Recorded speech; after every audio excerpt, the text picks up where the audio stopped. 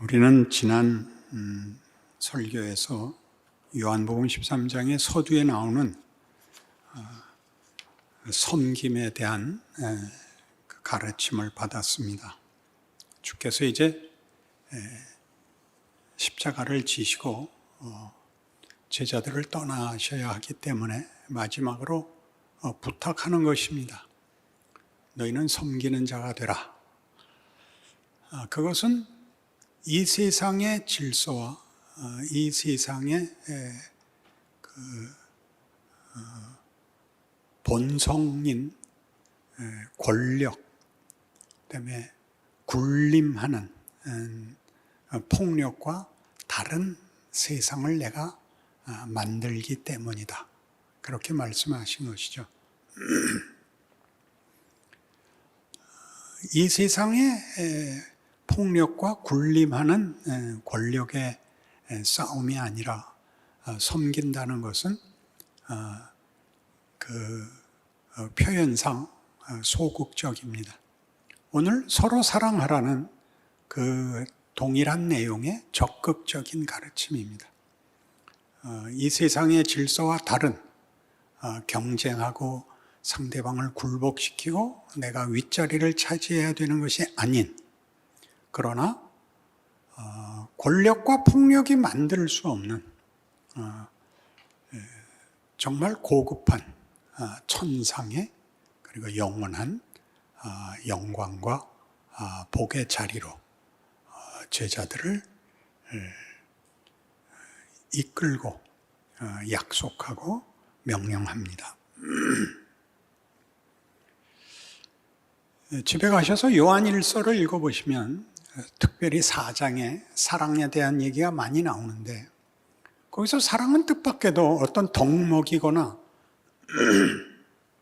어떤 명분이 아니라 이렇게 은유로 나타냅니다. 하나님은 사랑이시다. 그렇게 말합니다. 하나님은 사랑이시다. 하나님에 대해서 우리가 보통 쓰는 것은 하나님은 전능하시다. 하나님은 거룩하시다. 그런 표현이 먼저 떠오르지만, 즉 권력상 최고의 자리에 계시고 도덕상 가장 완벽하다. 그렇게 생각하는데 전혀 그 기대와 다르게 하나님은 사랑이시다. 이렇게 선포됩니다. 너희가 서로 사랑하면 너희가 내 제자인 줄 알리라 라는 예수님의 설명과 같이 하나님은 사랑이고 우리가 서로 사랑하면 우리가 하나님의 자녀라는 것이 드러난다. 이렇게 요구되고 있습니다. 그런데 이 사랑이라는 그 의미는 이렇게 하나님은 사랑이시고 하나님은 우리에게 폭력이 되시거나 공포가 되시지 않고 우리의 복을 원하시며 우리를 위해 섬기시며 우리를 영원한 감사와 명예의 자리로 이끄시는 분이다 라고 얘기해도 우리의 경험과 현실에서는 좀 이해가 얼른 되지 않습니다. 우리가 알고 있는 사랑은 우리의 경험과 현실에서는 이제 남녀의 사랑이 가장 특징적이고 가장 대표적인데, 그 사랑의 결국이 또는 그 사랑의 열매가 부부가 되는 것입니다. 에베소서 5장으로 가시면 좀 같이 찾아보셔야 되는데 22절 이하 신약성경 315페이지쯤 있습니다. 부부를 이렇게 가르칩니다. 5장 22절 아내들이여 자기 남편에게 복종하기를 주께 하듯 하라. 이는 남편이 아내의 머리됨이 그리스도께서 교회의 머리됨과 같음이니 그가 바로 몸의 구주시니라. 그러므로 교회가 그리스도에게 하듯 아내들도 범사에 자기 남편에게 복종할지니라. 남편들아 아내 사랑하기를 그리스도께서 교회를 사랑하시고 그 교회를 위하여 자신을 주심같이 하라. 이는 곧 물로 씻어 말씀으로 깨끗하게 하사 거룩하게 하시고 자기 앞에 영광스러운 교회로 세우사 티나 주름 잡힌 것이나 이런 것들이 없이 거룩하고 흠이 없게 하려 하심이라. 이와 같이 남편들도 자기 아내 사랑하기를 자기 자신과 같이 할지니 자기 아내를 사랑하는 자는 자기를 사랑하는 것이라. 누구든지 언제나 자기 육체를 미워하지 않고 오직 양육하여 보호하기를 그리스도께서 교회에게 함과 같이 하나니 우리는 그 몸의 지체임이라. 그러므로 사람이 부모를 떠나 그의 아내와 합하여 그 둘이 한 육체가 될지니 이 비밀이 크도다. 나는 그리스도와 교회에 대하여 말하노라. 부부가 된다는 것은 사랑하고 헤어지기 싫고 영원히 같이 있고 싶어서 그 사랑이 가지는 결론입니다. 그러나 그 사랑의 결론은 뜻밖에도 현실 속에서 실망스럽습니다. 기대한 사랑이 결론을 가졌는데 그 결론이 더 영광스럽고 더 행복한 대로 가기보다 우리의 기대와 다른 대로 펼쳐지는 것이 모든 인생살이의 현실입니다. 그런데 왜 성경은 느닷없이 여기다 아내들이여 남편에게 복종하기를 주께 하듯 하라. 남편들아 아내 사랑하기를 그리스도께서 교회를 사랑하사 자신을 주심같이 하라. 이렇게 거두절미하고 단도직입적으로 이렇게 약간 우악스럽게 요구하십니다. 많은 여자들이 반발하는 성경 구절입니다. 제가 결혼식 주례에 늘 인용하는 본문인데 그걸 바꿔서 남자들 보고 복종하라 그러고 여자들 보고 사랑하라 그러면 안 되냐.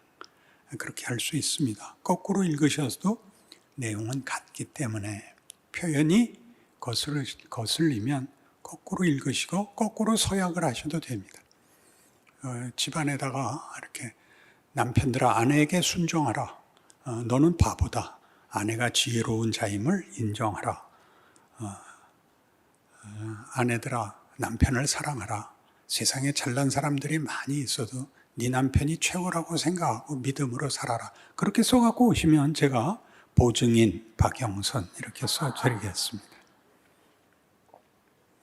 우리의 불만은 우리의 현실에서 보다시피 우리가 한 사랑이 기대한 내용을 못 만들어낸다는 데 있는데 성경은 이렇게 아주 거두절미하고 복종하고 사랑하랍니다.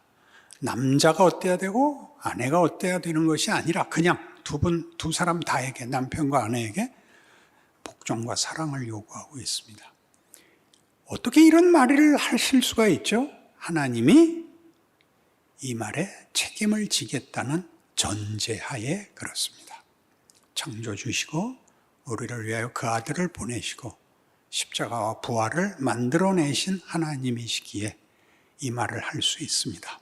걱정 마라. 내가 너희 둘을 묶었다. 너희 인생을, 너희 운명을 내가 책임질 테니까 마음 놓고 복종하고 사랑해라. 그러는 것입니다. 우리는 우리의 사랑이 이렇게 가슴 차고 마음에 더 이상의 비교할 수 없는 기쁨으로 충만한 것이 사랑이라고 생각하지만 그렇지 않다는 것이 암시되어 있죠. 복종하라는 것은 복종하기 싫은 일과 사랑하라는 것은 사랑하기 싫은 일이 전제되어 있습니다. 그걸 이렇게 강요해야 될 만큼 부부 생활은 어렵습니다. 그런데 이 문제는 이 부부라는 것이 뭘 상징하고 있냐면 부부란 그리스도께서 교회와 연합한 것과 같다. 그렇게 얘기하는 것입니다. 그러니까 우리의 신앙이 신자로서의 인생에 대해서 겁내지 마라까지 확장돼야 되는 것이지 부부가 사이좋게 행복하게 사는 것을 위하여 이 명령을 내리고 있는 것이 아닙니다. 예수님은 우리의 남편이 되십니다. 교회의 남편이 되시죠. 남편이 된다는 것은 다른 어떤 관계보다도 가장 긴밀한 하나인 연합을 나타내는 것입니다. 부모와 자식은 혈연이지만 남편과 아내는 무촌이고 둘은 하나입니다. 예수는 우리와 당신을 묶으셨습니다. 우리는 그 몸의 지체입니다. 그리고 이 하나 된 이 일, 즉 부부가 하나 되는 것은 예수가 우리와 하나가 되는 것 같은 그런 신비한, 이 비밀이 크도다 나는 그리스도와 교회에 대하여 말하노라 라고 말함으로써 이 부부로 사는 일들이 우리 이해와 우리의 경험 속에서 마음에 들지 않더라도 그것은 마치 예수를 우리에게 내준 것 같은, 묶으신 것 같은 그런 하나님의 인도하심이니까 믿음을 가지고 사랑하라 이렇게 말하는 셈이죠. 그래도 여러분 별로 수긍하고 싶지 않으신 표정이니까 하나 더 가보죠. 설명을 더 깊이 가봅시다. 예수님은 우리를 위하여 이 땅에 오셨고 우리를 위하여 십자가를 지셨고 우리를 위하여 부활하십니다. 부활 영광, 영생을 우리에게 주셨죠. 주께서 3년 반의 공생애 동안 하신 기적들과 자기의 백성들에게 베푼 모든 그 봉사들은 너무 놀라워서 예수님께서 마지막에 죽으러 예루살렘에 입성하실 때 나귀를 타고 들어오시는데 모든 백성이 나와서 이 환호, 이 찬송으로 예수님을 맞이합니다. 호산나 찬송하리로다 주의 이름으로 오시는 이여. 호산나라는 것은 찬송하라가 아니라 구원하소서라는 뜻입니다. 구원하소서 지금. 그러니까 주의 구원이 오늘 이렇게 우리에게 찾아오십니다 라고 찬송을 하는 거죠. 그 찬송이 너무 크고 너무 굉장해서 예수 주변에 있던 사람들이 비난하는 사람들과 그 예수를 따르는 사람을 막론하고 이렇게 예수님께 간언합니다. 금하소서. 이 찬송은 하나님만 받을 수 있는 것입니다. 메시아라고 해서 하나님이 받을 이 찬송을 받으실 수 없습니다. 사양하십시오. 그러자 예수님이 이 사람들이 말하지 아니하면 이 돌들이 외칠 거다. 그래서 그 찬송이 당연히 받으실 찬송이며 받아야 할 영광이라고 선언하십니다. 그리고 죽으십니다. 그래서 바로 그 백성들, 호산나 찬송하리로다 주의 이름으로 오시는 이여를 외쳤던 사람들이 빌라도의 이 제안, 6월절에는 무죄 사면하는 일이 있으니 바라바와 예수 사이에 누구를 놓아줬으면 좋겠느냐라는 제안에 그 찬송했던 모든 사람들이 바라바를 놓아주시고 저 예수를 죽이십시오. 왜 예수를 죽이라느냐? 바라바는 분명한 살인, 강도, 역도고 예수는 그런 잘못한 일이 없는 무죄한 자인데 왜 죽이라 하느냐? 그러자 백성들이 외쳤습니다. 그게 잘못된 것이면 그 피를, 그 죄를 우리와 우리 자손에게 물으십시오 라고 외쳐서 결국 넘겨집니다. 어떻게 들어왔다고요? 호산나 찬송하리로다. 무슨 근거로? 가나 혼인잔치에 포도주를 만드시고 문둥병자를 고치시며 안전뱅이를 일으키시고 눈먼 자를 고치시고 바다를 잠잠케 하시고 오병이어의 기적을 일으키시고 죽은 자를 살리신입니다. 당연히 메시아죠. 그러나 그가 수치와 부끄러움 속에 배신과 부인 속에 모두 도망가는 외면과 수치 속에 죽습니다. 너무나 화가 나죠. 그러나 반전이 일어납니다. 모두가 도망가고 엠마오로 가는 두 제자는 슬픔 속에 길을 가고 있었는데 부활하신 예수님이 따라오십니다. 너희는 왜 슬픈 기색을 하고 있느냐? 당신은 예루살렘에서 요 며칠 사이에 일어난 일을 모른단 말이에요. 예수라는 사람이 처형됐단 말이에요. 우리는 그가 메시아인 줄 알았는데 그만 죽어버리고 말았단 말이에요. 이 믿음이 없고 마음이 완악한 자들아, 성경이 뭐라고 얘기했냐? 그렇게 예수님께서 당신의 일을 푸십니다. 그게 뭐 우리 부부와 무슨 상관이냐고.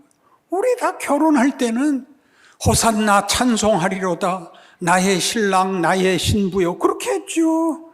당신하고 살면 난 굶어도 좋아, 당신하고 살면 난 잠잘 데가 없어도 좋아, 난 비 맞아도 좋아, 난 죽어도 좋아. 살아보니까 그게 아니더란 말이죠. 이거 뭐 밥은 안 굶겨야 될 거 아닌가, 벌어와야 될 거 아닌가. 남자 된 책임이 뭐냐, 남자가 저지르는 최고의 죄가 뭐냐, 돈 못 벌어오는 거다.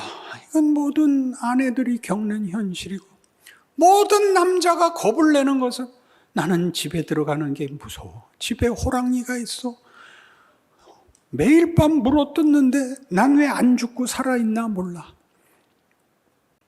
예수님이 당한 거하고 똑같지 않습니까? 저걸 죽이십시오, 그렇게 될 거예요. 내가 당신하고만 안 살았으면 누구랑 살았어도 이거보단 나을 거야. 우리 모두가 그렇게 됐죠. 그런데 그게 뒤집어진다니까요. 무슨 수로 내 남편이, 내 아내가 변할 수 있다고요? 아니요. 그 형편에서 하나님이 예수를 부활시킨다니까요. 죽음을 넘어서게 해요. 죽음은 뭐죠? 하나님 없는 것, 하나님 외면하는 것, 거기에는 어떤 도움도 소망도 가질 수 없는 곳, 그리고 그럴 수 없는 것을 뒤집으십니다. 그래서 우리 보고 어떻게 하라는 거예요? 사랑하라는 것이. 고린도전서 13장에 사랑이 뭐죠? 사랑은 가슴 뛰는 게 아니라 사랑은 오래 참는 것입니다. 오래 참는 게 직역하면 뭐라 그랬죠? 오랜 고통. 내가 왜 이 사람하고 살아야 되나? 내가 왜 당신 바가지를 긁혀야 되냐? 우리가 참아야 됩니다. 그거는 마지못해 참는 것보다 큰 것이라 합니다. 결말을 보기까지 땀 흘려라, 한숨 쉬어라, 기다려라, 이렇게 말하는 셈이죠. 어디로 가죠? 사랑은 온유하며 무례히 행치 않으며 성내지 않으며 모든 것을 참고 믿고 바라고 견딥니다. 우린 약속돼 있는 거죠. 우리의 인생은 모든 일에, 특별히 부부에서는 더 크게 그리스도와 교회의 연합같이 너희 부부를 내가 묶었다. 마음 놓고 복종해라, 사랑해라, 감수해라, 같이 가라. 네가 혼자 사는 것보다 이렇게 둘을 묶는 것이 비교할 수 없이 큰 복을 만들어내기 때문에 내가 작정한 것이다. 뭐가? 부부라는 것이, 결혼이라는 것이, 네 인생이라는 것이, 이렇게 말하는 것입니다. 그러니 생각해 보십시오. 이렇게 이 비밀이 크도다 나는 그리스도와 교회에 대하여 말하노라 라고 얘기하는 묶음, 우리는 그 몸의 지체인 묶음, 하나님이 우리를 당신에게 묶고 하나님이 나에게 당신을 묶어서 벌어지는 이 고난의 과정, 우리의 못난데 찾아 들어오심으로 하나님이 겪는 고난과 하나님이 가자는 데까지 가야 되기 때문에 버거운 인생을, 신앙 인생을 살아야 되는 우리의 고난을 성경은 그것이 최선이라고, 그것이 최고의 하나님의 능력이고 지혜라고, 걱정 말고 따라오라고 얘기하는 것입니다. 이 고생이요, 이 병마가요, 이 억울함이요, 그렇다는 겁니다. 다 있죠. 예수의 죽음엔 다 있죠. 거긴 배신이 있고 부인이 있고 외면이 있고 수치가 있고 고통이 있고 마침내 죽어버리는 절망까지 있습니다. 주께서 그 모든 것에 우리를 따라 들어오사 우리가 가지는 그 모든 것에 주께서 들어오심으로 우리의 고난은 우리에게 더 이상 비극이 될 수 없다. 우리의 실패가 우리에게 운명이 될 수 없다. 이렇게 우리와 당신을 묶으신 것처럼 당신의 영광, 하늘 보좌 우편에 가는 영광이, 죽음을 이긴 영광이 우리의 영광이 돼야 된다는 약속과 현실로 이해해야 된다. 그렇게 말하는 것이지요. 여러분이 지금 묶여 있는 것은 무엇입니까? 건강? 가난? 어떤 몸부림? 그 모든 것이 우리를 묶어서 우리를 고생시키는 것으로 끝나지 않는다고 요셉에서 증언했죠. 그 발은 착고를 차고 그 몸은 쇠사슬에 매였으니 곧 여호와의 말씀이 응할 때까지라. 그 말씀이 저를 단련하였도다. 요셉은 자기가 유학을 온 게 아니, 유학이 온 거라고 오해했을 리는 없습니다. 그는 억울하게 감옥에 들어와 있습니다. 그는 고달픕니다. 그는 절망 속에 있습니다. 아무도 그의 처지를 이해해 주거나 꺼내줄 수 없습니다. 거기서 뭐가 됩니까?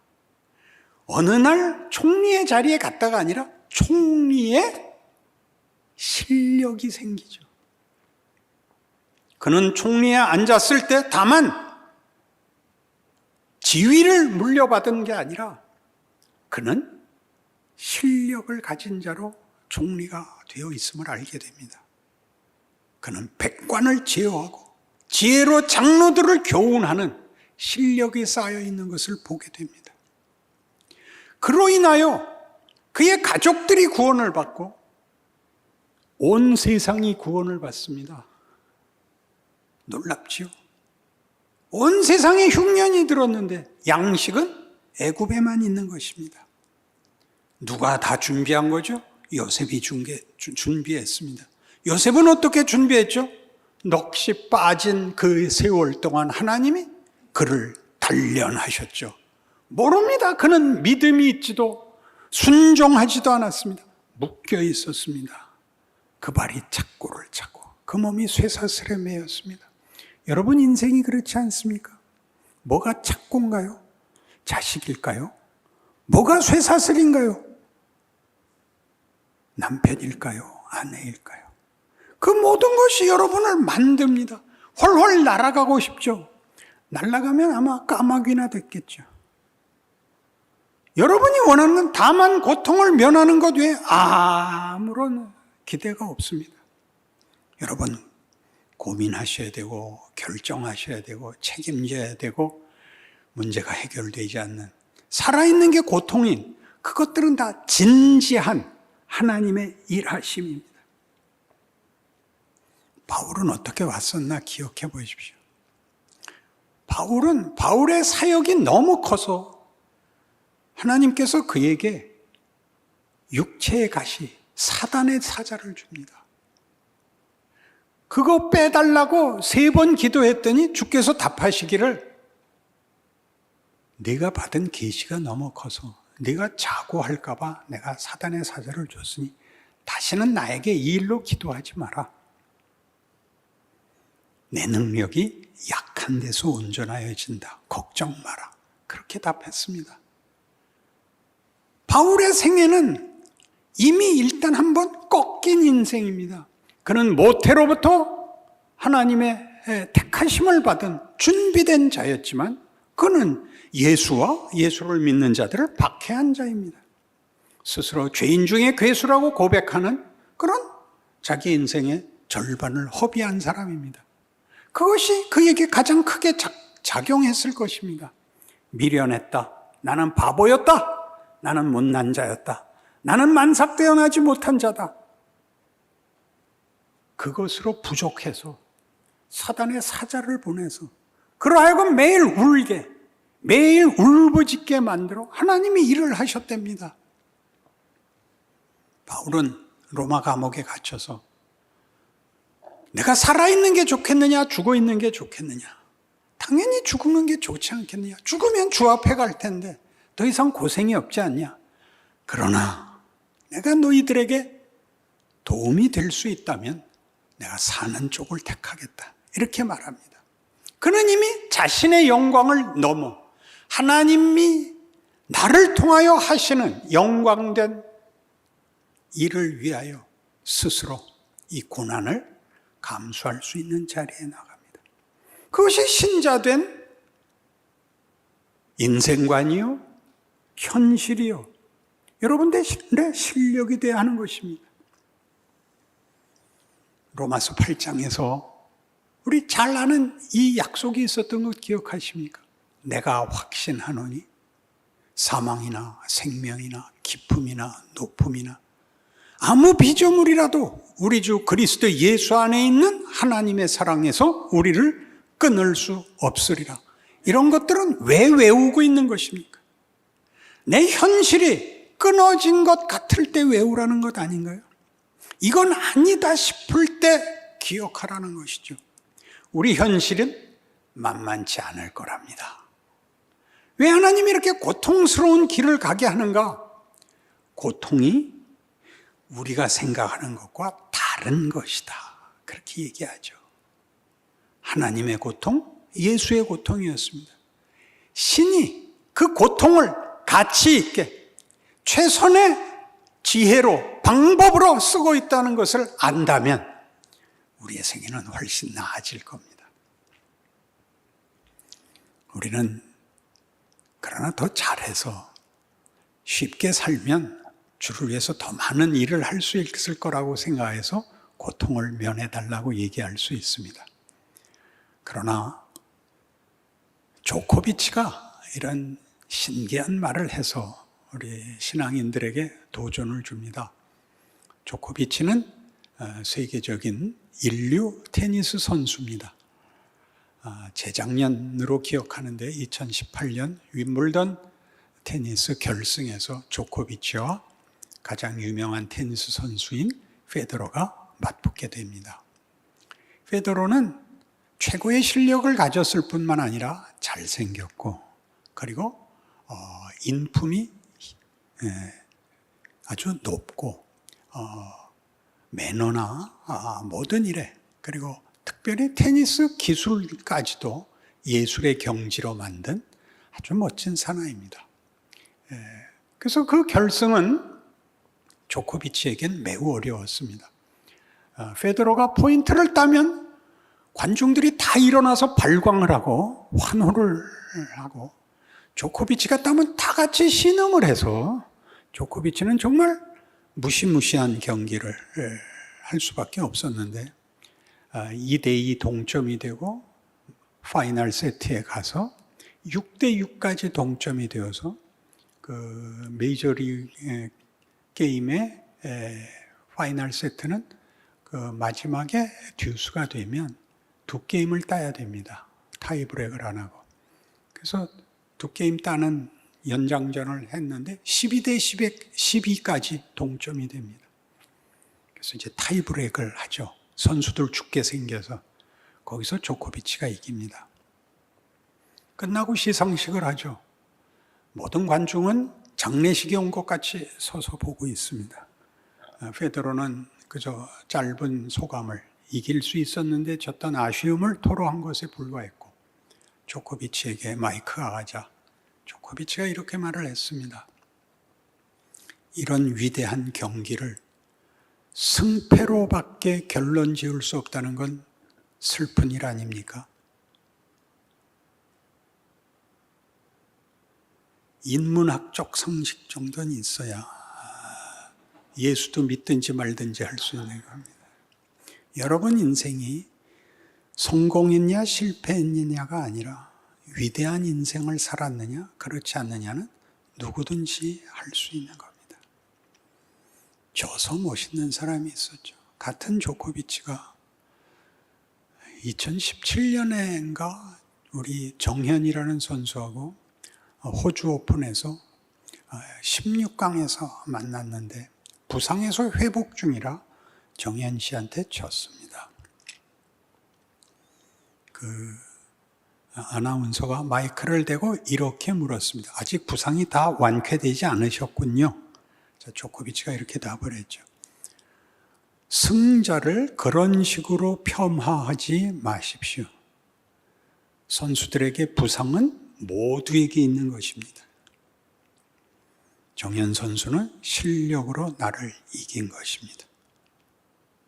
여러분들은 여러분 생애에서 다만 승패밖에 따질 것이 없는 인생을 살고 있으면 비겁해지고 비명을 지르는 것 외에 아무것도 할 수 없습니다.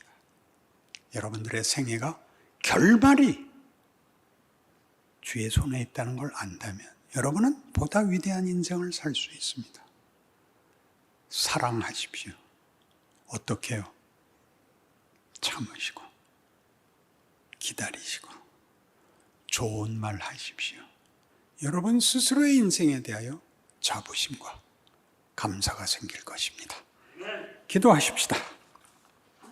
하나님 아버지, 우리는 이미 큰 기적 속에 그리고 영광 속에 들어와 있습니다.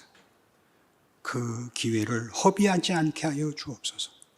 우리가 잊고 우리가 말하고 우리가 행동하는 곳에는 주께서 함께 하십니다.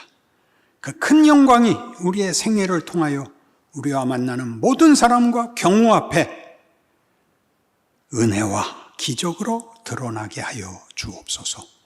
예수님 이름으로 기도합니다. 아멘.